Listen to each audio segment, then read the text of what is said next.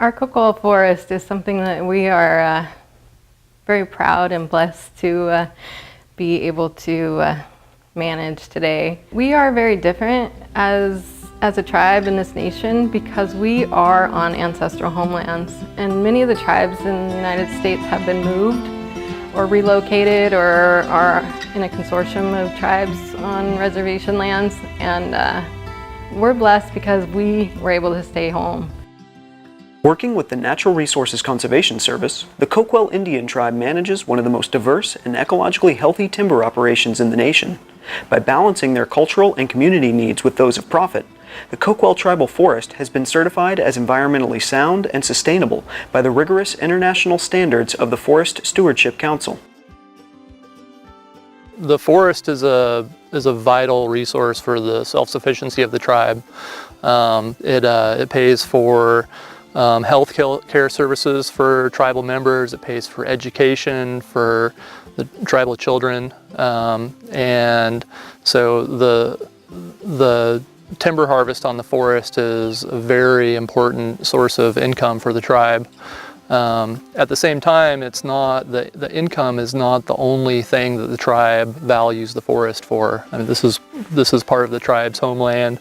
It's a place the tribe has called home for thousands of years, and it's the species that call this place home are important for the tribe. So being able to manage not only for timber production, but to also manage for biodiversity and some of these other species that are important to the tribe but aren't commercially valued is important, and we really depend on the assistance from the NRCS to be able to pull that off.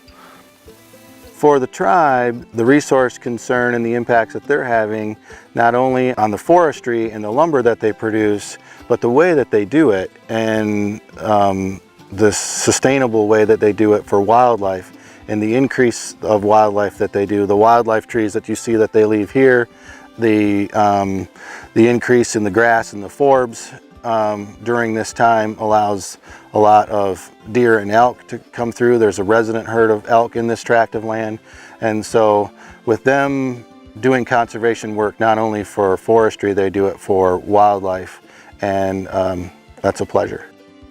When a lot of people think about forestry, they think about plantations, that when you cut down the forest isn't there anymore, and then you're growing a tree farm in its place.